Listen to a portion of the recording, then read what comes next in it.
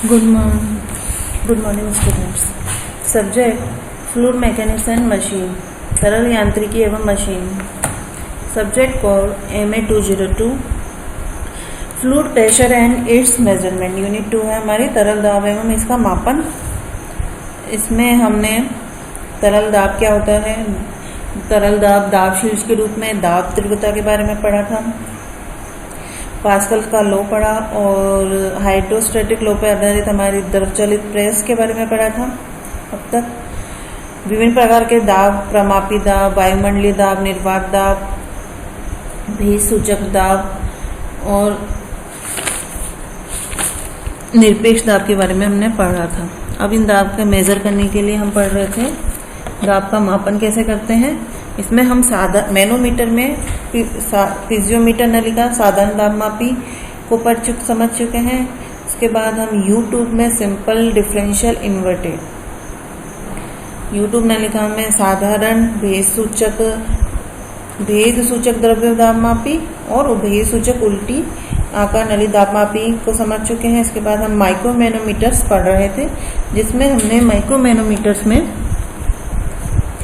Micrometer with vertical leg का अध्ययन कर लिया है. अब हम पढ़ते हैं micrometer with incline leg. Micrometer क्या है एक बार हम देख लेते हैं. जो इसे हम सिंगल कॉलम मैनोमीटर्स भी कहते हैं. ये इसमें एक it consist of limb of manometer is a tank of large cross sectional area as compared to the cross sectional area of the other limb. इसमें एक टैंक होता है जिसका क्रॉस सेक्शनल एरिया काफी अधिक होता है जो इसमें दूसरे जो इसमें कॉलम होता है, ट्यूब होती है उससे. और जो ये लार्ज क्रॉस सेक्शनल एरिया वाला जो टैंक होता है ये एज ए रिजर्वोयर एक्ट करता है फॉर मैनोमीटर फ्लूइड. जो हमारा मानक द्रव्य है उसके लिए ये एक स्टोर करने का काम करता है रिजर्वोयर का. और इसका cross sectional area 100 time greater than होता है दूसरे लिम्ब से. यानी ये दो लिम्ब होती है, एक में हमारा टैंक लगा रहता है जिसका एरिया दूसरी जो ट्यूब होती है उससे 100 टाइम अधिक होता है. जब हम ये माइक्रो मैनोमीटर को कनेक्ट करते हैं किसी पाइप से जिसमें हमें प्रेशर निकालना है, तो उसमें अगर नेग्लिजिबल चेंज होता है तो उसमें अगर उससे जो चेंज होता है वो टैंक में नेग्लिजिबल होता है, क्योंकि टैंक का क्रॉस सेक्शनल एरिया बहुत अधिक होता है. लेकिन उसके कारण जो ट्यूब होती है राइट लिम्ब जो होती है उसमें जो राइज होता है वो काफी अधिक होता है. तो इन मैनोमीटर्स की क्या है, दाब मापने में अधिक दक्षता रखते हैं. इसमें एक भुजा में हम अधिक क्षेत्रफल का पात्र जोड़ देते हैं जिसके आयतन में अल्प परिवर्तन, दूसरी भुजा में परिवर्तन अधिक होता है. तो अब इसमें हम पढ़ते हैं तिरछी भुजा मैनोमीटर.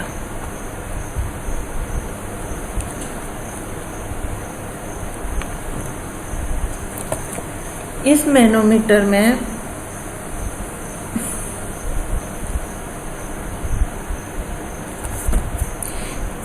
तिरछी भुजा manometer with inclined leg.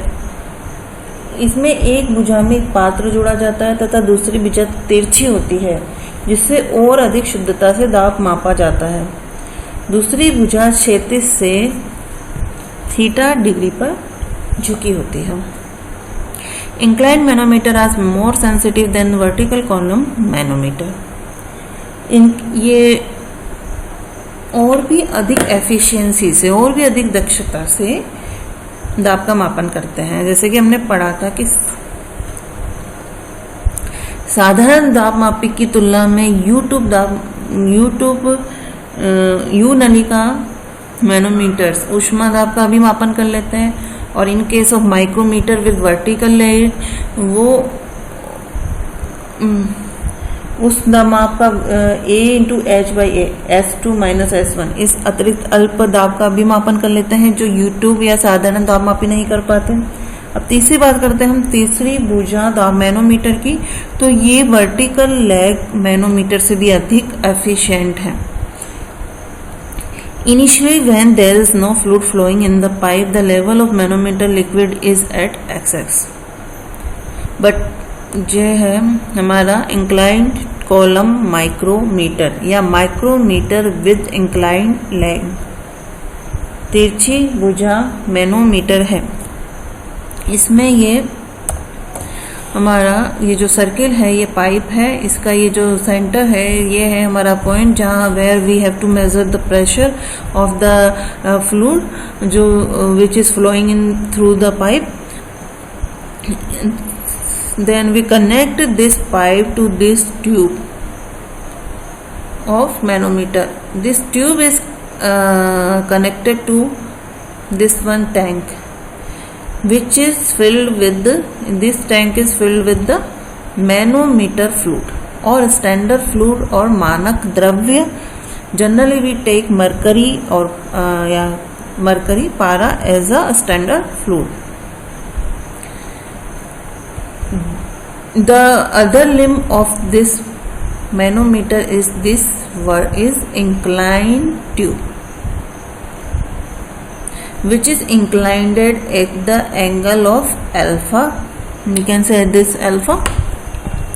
Initially when there is no liquid in this pipe or when there is this manometer is not connected to any pipe, the level of manometer fluid is xx dash. When the fluid start to flowing in this pipe, this levels goes down to y dash. This one is change in the LH is the change is the down in the height of the manometer fluid level, and due to this down there is a rise in the in glass tube, inclined glass tube of inclined length L। तो H2 हमारा rise कितना हो गया, vertical length हमारी कितनी हो गई, this one is L, angle is alpha from datum और फ्रॉम एक्स एक्सिस, तो this one is equals to H2 equals to L sine alpha.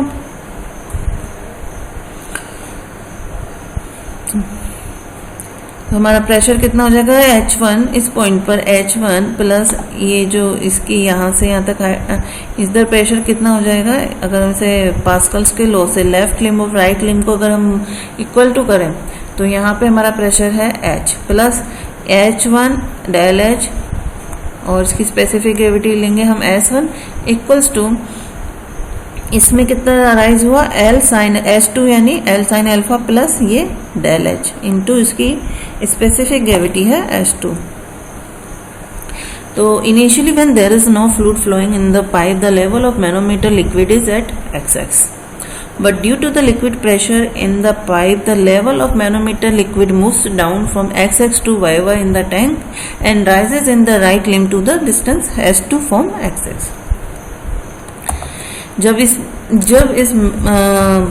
जब पाइप में कोई तरल प्रवाहित नहीं हो रहा है तब हमारा मैनोमीटर में मानक द्रव कहाँ तक भरा हुआ है, x एक्सिस तक। जब इसमें तरल प्रवाहित हो रहा है तो इसके दाब से ये लेवल आ जाएगा y डैश एक्सिस पे। तो इसमें कितना फॉल हो गया डेल H और इसमें कितना राइज हो जाएगा इस ट्यूब में इसके रेस्पेक्ट में, इंक्लाइन ले तो इस L स्मॉल l और हम इसे वर्टिकली मेजर करें तो H2 इक्वल्स हो जाएगा L साइन अल्फा। अल्फा है हमारी जो ट्यूब इंक्लाइंड है अल्फा एंगल पर। अब हम सपोज करते हैं मानते हैं कि S1 is the specific gravity of liquid for which pressure has to be determined. उस तरल का आपेक्षित घनत्व या गुरुत्व घनत्व या विशिष्ट घनत्व और स्पेसिफिक ग्रेविटी किसी भी नाम से पुकार सकते हैं। तरल की स्पेसिफिक ग्रेविटी जिसका जो पाइप में फ्लो हो रहा है यानी जिसका हमें प्रेशर निकालना है, तरल दाब निकालना है। And S2 is the specific gravity of manometer liquid. S2 उस तरल का अपेक्षित घनत्व है जो मैनोमीटर में भरा हुआ है यानी जो हमारा स्टैंडर्ड फ्लूइड है या मानक द्रव्य है उसका। जनरली हम जिसे क्या लेते हैं mercury. Del H is the fall in the level of the liquid in the tank. Del H कितना है, पाइप में प्रवाहित होने वाले तरल के कारण मैनोमीटर के लिक्विड में, मैनोमीटर का जो लिक्विड है उसके लेवल में कितना डाउन होता है, यानी कि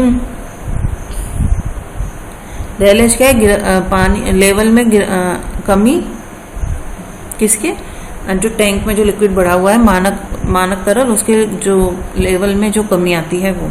इस कैपिटल ए है area of cross section of the tank. Capital A हमारा, कैपिटल ए है हमारा अनुप्रस्थ काट का क्षेत्रफल जो रिजर्वोयर है उसका, जो हमारा स्टैंडर्ड फ्लूइड के लिए जो रिजर्वोयर का काम कर रहा है उस टैंक का अनुप्रस्थ काट का क्षेत्रफल। एंड स्मॉल ए है जो हमारी दाई लिम्ब है।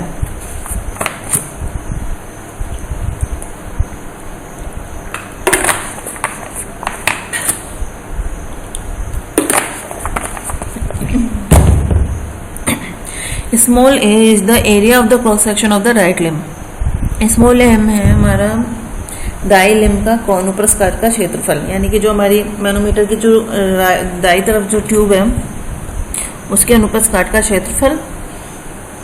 Capital is very very large than small है।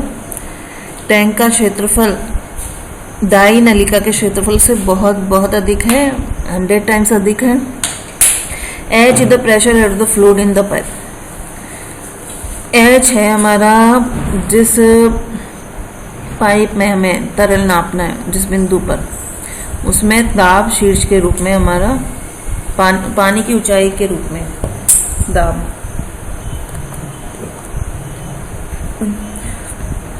सपोज करते हैं हम H1 हमारी क्या है, डिस्टेंस है from datum line XX to the centre of the pipe. Pipe का जो हमारा सेंटर है जहां पे हमें दाब निकालना है वो X एक्सिस से H1 ऊंचाई पर है। H2 is the height of the heavy liquid from the datum line XX in the right limb.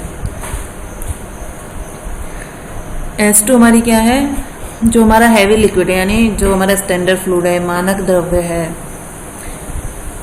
जो कि हम हैवी लेते हैं, यानी इसकी आपेक्षिक घनत्व या स्पेसिफिक ग्रेविटी अधिक होती है किसकी, जिस द्रव की हम, जो द्रव हमारा पाइप में प्रवाहित हो रहा है, जिसके हम तरल दाब निकाल रहे हैं, उससे हम भारी या हैवी लिक्विड लेते हैं, तो उसमें कितना राइज हुआ, एक्स हाइट से, एक्सिस से वो S2 हाइट पे राइज हुआ। L is the length of the manometer fluid along the right limb.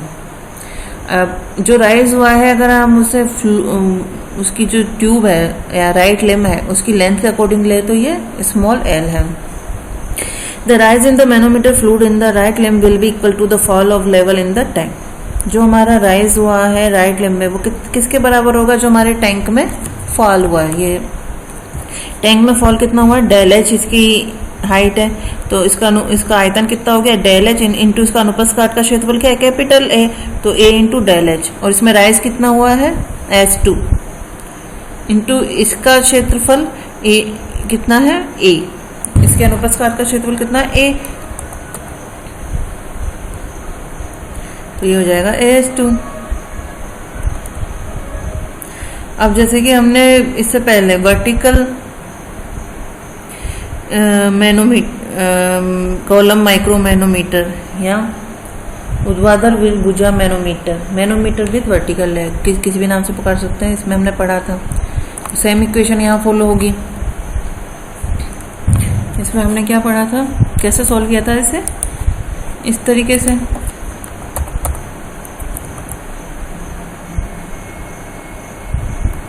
ये हमारी इक्वेशन आई थी। सेम प्रोसीजर इसमें फॉलो होगा, del H equals to AS2, तो डेल एच आ जाएगा AS2 by A, since pressure in the left limb हो जाएगा H1 plus del H S2 और राइट लिम्ब हो जाएगा H2 plus del H S2। अब यही हमारी सेम इक्वेशन जो हमने अभी इससे पहले वर्टिकल लेग मैनोमीटर में पढ़ा था, सेम इसमें फॉलो होगी। तो इससे हमारा H कितना आया था, AS2 by A, S2 minus S1, S2 S2 minus H1 S1। तो सेम इक्वेशन हम इसमें काम में ले लेते हैं, यही हमारा होगा। लेकिन बस इसमें डिफरेंस क्या आया है, पहले वाले में हमारी ये लेग वर्टिकल थी तो हमारी हाइट S2 हमने ले ली थी, लेकिन इसमें इंक्लाइंड है तो हमारी हाइट S2 क्या हो जाएगी, L sin अल्फा। L है जो इसमें राइज हुआ है नलिका में, तो बस यही हमारा चेंज होगा। तो हमारा यह हो जाएगा S2 इक्वल्स टू कितना है, L sin अल्फा। तो हमारा जो बिंदु पॉइंट है ये वाला जहाँ पे हमें प्रेशर निकालना है कितना हो जाएगा, A S2 by A S2 minus S1 plus S2 minus H1 S1, जहाँ S2 का मान होगा L sin अल्फा। अल्फा क्या है, इंक्लाइन ट्यूब का एंगल एक्स एक्सिस से। L है जो ट्यूब के नली में जितना हमारा लेवल ये है, length of the manometer fluid along the right limb, ये जितना हमारा ये लेवल बड़ा है ये लेंथ वाइज। H1 थी हमारी इसकी सेंटर की हाइट एक्स एक्सिस है, S2 ये हाइट है, डेल H हमारी ये जितना इसमें लेवल डाउन हुआ है टैंक में। S1 स्पेसिफिक ग्रेविटी इस फ्लूइड की जिसका हमें तरल दाब निकालना है जो पाइप में भरा है, और S2 मानक फ्लूइड की स्पेसिफिक ग्रेविटी। तो ये हमारी इक्वेशन है। इसमें अगर हम S2 equals to L sin alpha रखेंगे तो ये हमारी हो जाएगी equation for incline column micrometer. और वर्टिकल कॉलम माइक्रोमीटर की बात करें तो इससे हम सिंपल S2 लेंगे। Since A is very very greater than A, more than 100 times, तो A by A is very small, तो H इक्वल्स टू हमारा होगा S2 minus H1 S1। This equation is as a same in the case of simple manometer और YouTube नलिका manometer. तो अगर जब हमने बात की थी ऊर्ध्वाधर भुजा मैनोमीटर की, तो उसमें वो ये वैल्यू अधिक मेजर कर रहा था, AS2 by A S2 minus S1। Also this one is negligible but it also has an effect. तो ये हमारा जो वर्टिकल कॉलम माइक्रोमीटर था इस वैल्यू को दे रहा था, जो हमारा साधारण दाबमापी या U नलिका दाबमापी नहीं दे रहा था। अब बात करते हैं इंक्लाइन कॉलम मैनोमीटर की, तो वो कौन सी वैल्यू भी दे रहा है, S2 equals to L sin alpha. ये A L sin alpha by A S2 minus S1, तो वह इस मान को भी दे रहा है जो हमारा वर्टिकल कॉलम माइक्रोमीटर भी नहीं दे रहा था। तो हमारा इसका मान कितना हो जाएगा, स्मॉल h कितना हो जाएगा, L sin अल्फा S2 का हमने ये मान रख दिया माइनस H1 S1। तो this one is the more accurate than the vertical column micrometer.